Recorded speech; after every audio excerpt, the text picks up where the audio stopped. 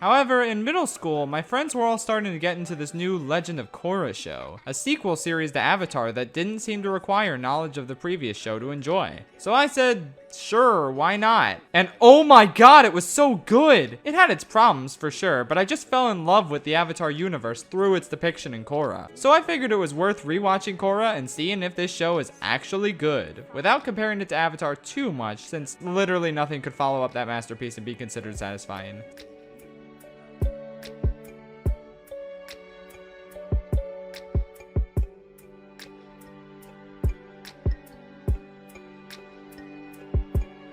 Okay, I really like Schaffrillas a lot.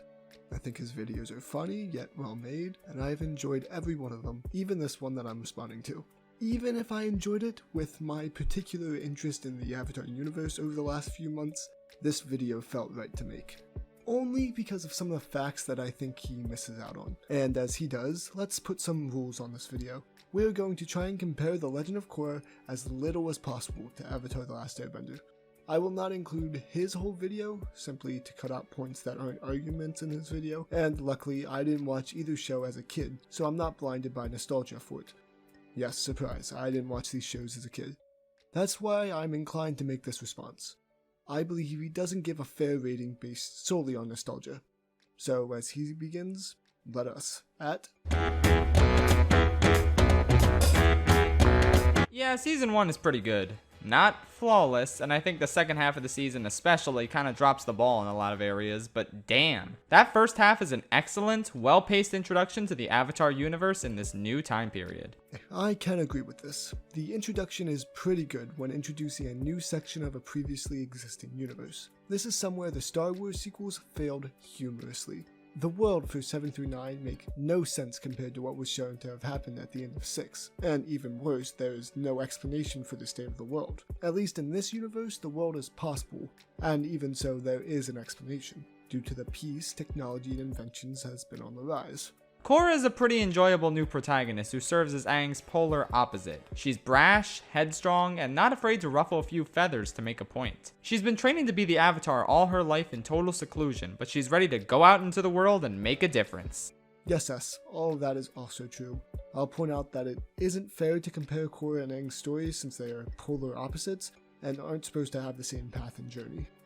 The best aspect of season 1 is its pacing and how it gradually builds up Amon as a bigger and bigger threat as the season goes along. It helps that Amon is a fantastic villain with a really captivating backstory and secret identity. He serves as a legitimate menace with a really scary ability, and he always manages to have an upper hand on the good guys. Everything with him works really well, except when he puts a giant oversized version of his mask on top of the Avatar Aang statue. That's the goofiest thing I've ever seen. Although I can agree that the mask is hilarious and stupid, it's arguable to say that Amon has an interesting backstory. His secret identity does nothing to help either. Spoilers, he's Tarlok's brother, which means absolutely nothing. Other than the other evil guy is now less evil because his brother is more evil. It's an obscure excuse for the Avatar gang to trust Tarlok towards the end of the season. The obvious reveal would have been Amon and Tarlok were the same person. They had the same goal, different approaches, and neither benefited or hurt one another. But because it was too obvious, the writers decided to make Amon Tarlok's brother, therefore ruining the reveal of his character. Why does Amon have to have a relationship with anyone? Why does he need a secret identity that explains his motives? Oh, because the outcome of his character makes no sense otherwise. I also love the secondary villain, Tarlok, and how he parallels real-life fascism by rounding up and arresting innocent non-benders in response to the equalist threat. He seems like a one-note villain at first, but he's also got a lot going on underneath the surface. And that final scene with him may be the best in the entire season. You broke the cycle, Tarlok. That's all I'll say without spoiling anything. Yes, speaking of Tarlok, his inclusion is just really good for a villain, for the first half of this season. Once Amon starts being a big threat, Tarlok's whole character seems pushed to the side and placed randomly throughout episodes as a possible threat and not a real character. He's so boring. His design is boring, his voice is boring, he sounds totally bored in every situation. He is written so terribly, with the writers just deciding halfway through the season that suddenly he has a huge crush on Korra. It's ridiculous. He treats his girlfriend Asami like shit, only to flirt with Korra constantly. And after all the trauma Asami goes through, it's pretty heartless and inconsiderate. I had this image in the back of my mind the entire time. It's just ridiculous the way this guy acts. He has no chemistry with Korra, or Asami, or anyone outside of his brother, but I guess that's not even true, because Bolin gets captured in the 3rd episode and he doesn't seem to be concerned. I guess he just keeps his cool during tense kidnapping situations, right? Oh wait, no, because Korra gets captured later on in the season and he's losing his fucking mind. Wait a minute, you're telling me your brother, the only family you have left, getting captured isn't enough to make you panic, but this girl you've known for a couple months is? What is wrong with you? It's almost like none of these characters are structured and have a definite characterization outside of Korra, who could easily be defined as annoying.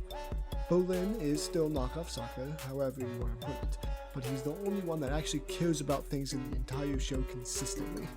Okay, but one character who just baffles me with their existence is General Iroh. So I guess this guy is the grandson of Zuko, who's named after Iroh, except his voice is literally just Zuko's. Retreat to Red Sand Island until my signal. Like Dante Bosco couldn't have given him a slightly different voice. This guy comes in at the very end of the season, it's not explained who he is, and he just kind of joins the gang as if he's been a main character the whole time.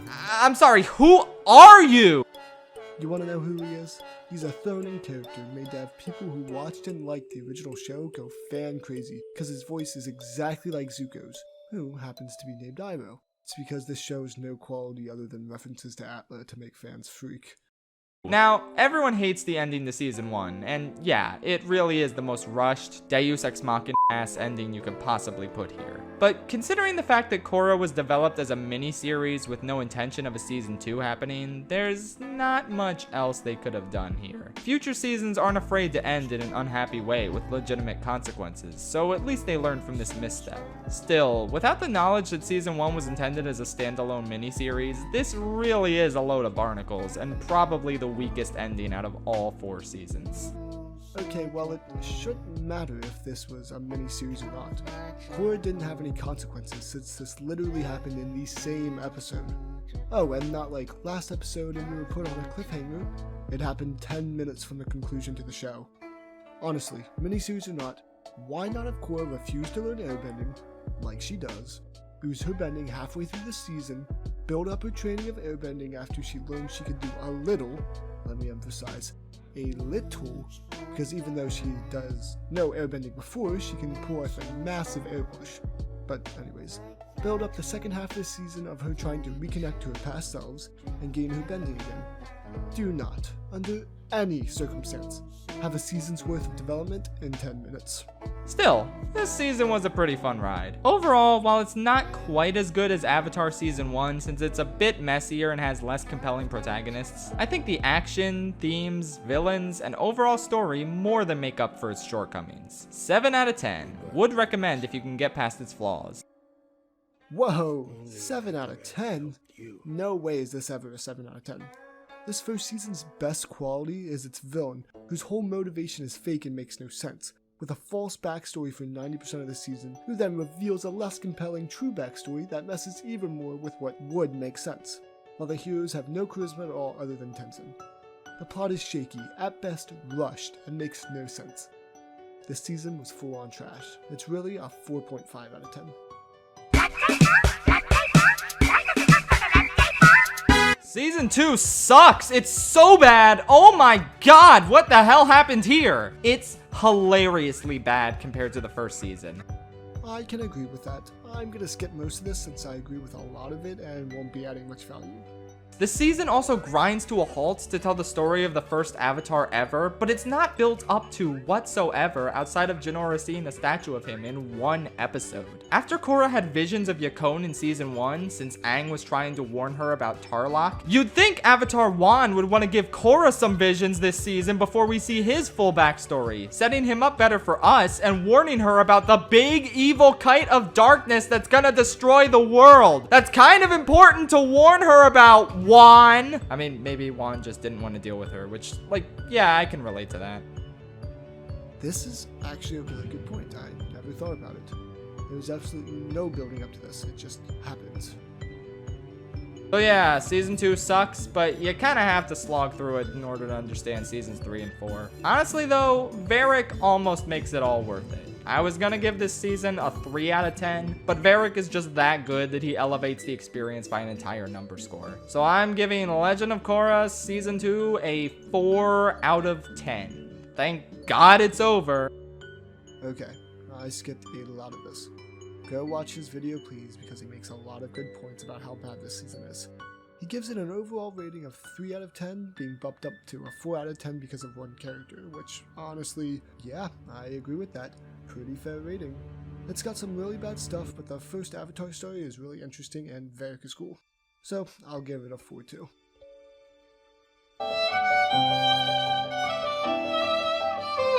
Season 3 of Korra is so good that it's a genuine shock to the system. For those of you who stopped watching after season 2, please, for the love of God, come back. It gets better. The first episode of season 3 had me worried since it focused on more spirit shenanigans after Korra decided to leave the spirit portals open. But then she gets banished from Republic City and we don't have to focus on spirits anymore. What a damn relief. The focus is instead on traveling through the Earth Kingdom and recruiting people to rebuild the Air Nation with, since leaving the spirit portals open somehow triggered airbending abilities in a handful of non-benders around the world. Not really sure how that works, but I'll buy it. Makes more sense than half the shit in season 2.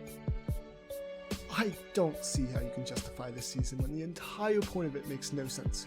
Yeah, I can buy it too, but it's never really explained.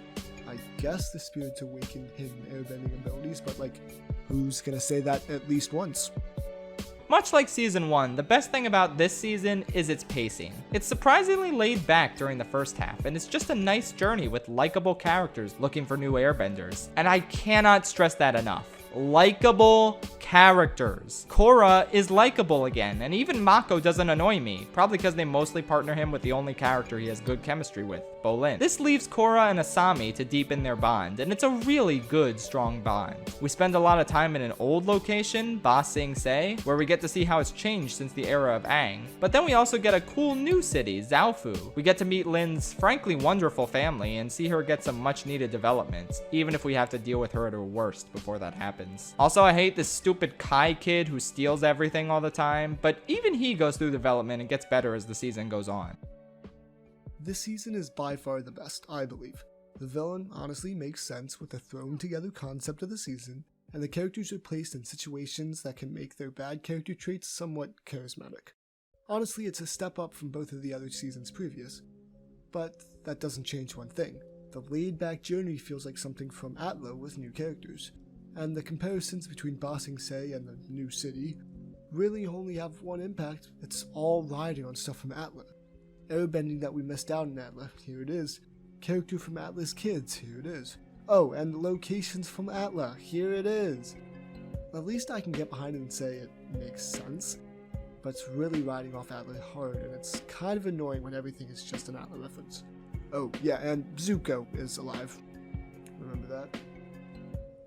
Zahir is a true return to form for the show's villains. A former convict who now possesses airbender abilities, he stands out as a formidable foe with really interesting motivations and philosophies behind his actions. I mean, holy shit, did you ever expect to see an airbending villain in this universe? It's crazy they made that concept work, but it does because Zahir is so devoted to airbender philosophies that he pushes the capabilities of airbending farther than we've ever seen it go.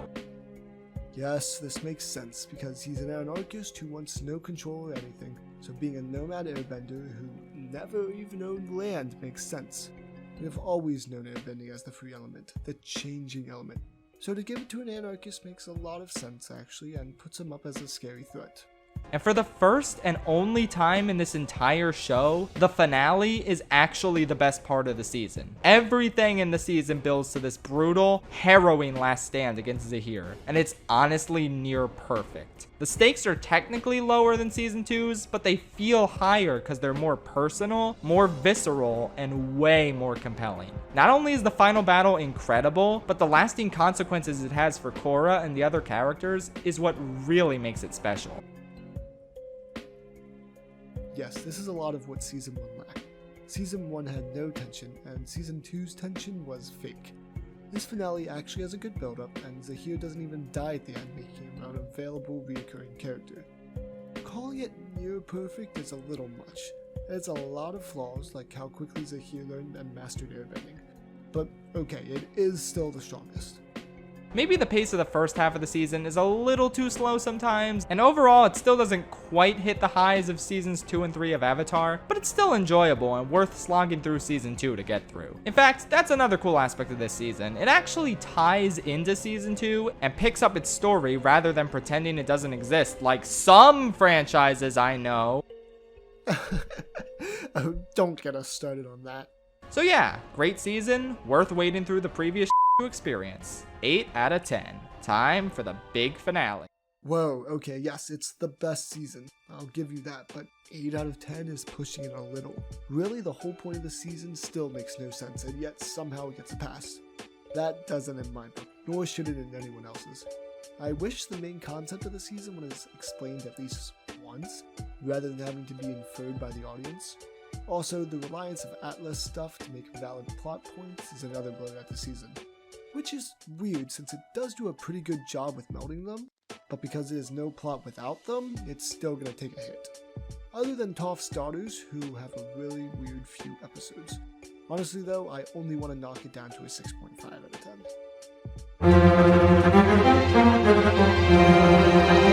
The first half of season 4 is phenomenal. No joke, this is on par with Avatar at its best. The tension here is off the charts. It's been 3 years since the events of season 3, and in order to fill the power vacuum in the Earth Kingdom that sprung up thanks to Zahir, a new threat emerges. Okay, step back. It's in no way close to the level of Avatar, especially not at its best. The pacing is pretty good, and Kuvera is a good villain whose motives make sense, but never, ever should it be on the same level as Atla, especially at its best. But at least it does make a lot of sense. The power vacuum is a really good way to introduce a new villain, but it's just not on the same level as Atla at its best. Atla at its best creates characters in a fictional world that the audience feels for. This one has a few action scenes that relate to real life, rather than make the audience feel for the characters involved.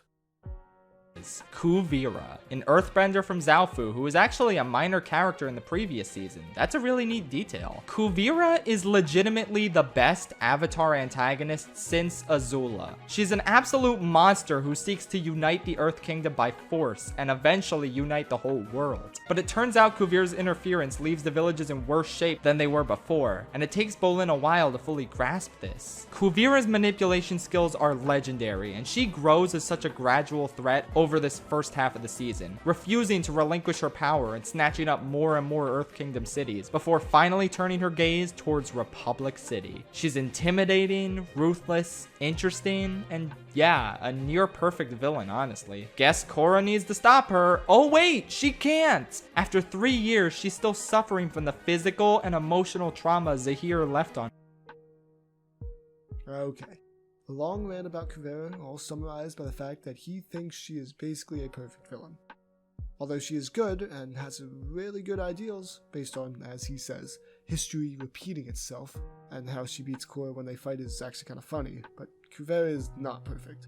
She has some weird quirks which seem to pop up and leave whenever it needs to be there, especially when she's trying to be scary. And the show kind of forces her to be scary, although the character is already naturally scary. She literally took reign in 3 years and did with power. She doesn't need to pretend to be Darth Vader to be intimidating. There doesn't need to be cringe dialogue, scenes of her threatening a man who doesn't even concede initially because it's taking a good thing and making too much of it.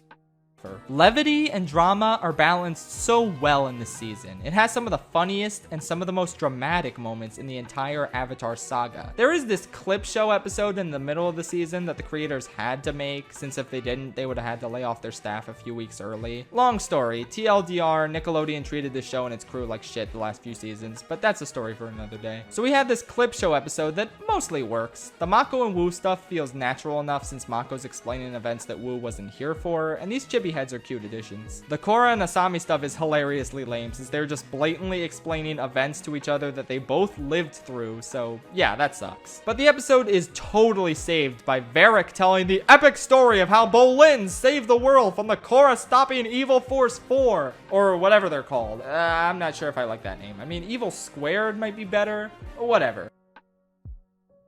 Again, high claim. It has some good humor and some good intense moments. Korra actually being affected by Zahir is good for her character, but it's nowhere close to what Azula did to Aang and Atla. It's good, it's the best the show has to offer, but it's still not amazing. And yeah, it's sad how Nick treated the show, because it wasn't as popular, it wasn't given as much attention like Atla was, and therefore its quality was thrown down the drain. It's a shame that it had to be like that, and it does decently for what it was given. Kuvira makes a giant platinum colossus mech suit, which makes for a jaw-dropping reveal, but then it kinda loses its luster fairly quickly. The final battle against this thing is very fragmented, and it just doesn't hold the same tension as the Zahir battle. It's honestly not that interesting of a threat, and the battle against this thing goes on for a while. I don't know, man, it was a neat idea, but it just didn't hold my attention very long at all compared to crazy bloodbending powers, air suffocation techniques, or the supreme power of Sozin's Comet. Yes, this is what I mean. As good as the first half might be, this is what lowers the quality. The worst finale is season 2, and they decided to recreate it but with a better villain. It's just a lot of bombs and explosions with no real tension. So yeah, season 4 is also pretty great. The second half just doesn't quite live up to the high standards set by the first half. Overall, it's a little bit weaker than season 3. It's not as strong of a package, but it does have many of the best moments and storylines in the entire show. 8 out of 10. Okay, I see you, and I raise you a big fat no. The second half of the season tries way too hard and fails way too much. Again, it relied on Toph, as cool as it was, which was only a good thing because of the pre-existing relationship we have with her character. But this one does better than the Katara and Zuko appearances in my opinion. She actually affects the story and Korra's character, but still, the second half is so poor and rushed that it doesn't even deserve an 8. I'd give it a 6. I mean, Kuvira as a villain in the second half is literally nothing. I really don't think it deserves an 8. Okay, so his math is a 7, 4, 8, and 8 out of 40. Well, mine is a 4.5, 4, 6.5, and 6 out of 40, which is a 5.25. But if we don't believe in decimals, it's a 5 out of 10. Please go check out his video. It was very well made. I just think that the numbers he placed with the final score didn't really match a lot of what he said, or he missed stuff that would lower the score. Again, all respect to him, I love his videos, I think he's mad funny, and the video was very well made, I just didn't agree with it. But hey, what did you think? Did we both miss something? I know he's never gonna see this, but if he does, I wanna know what he thinks of some of my responses. Other than that, I'm done for the day. Enjoy and go check out other videos on our channel. See ya in the next one.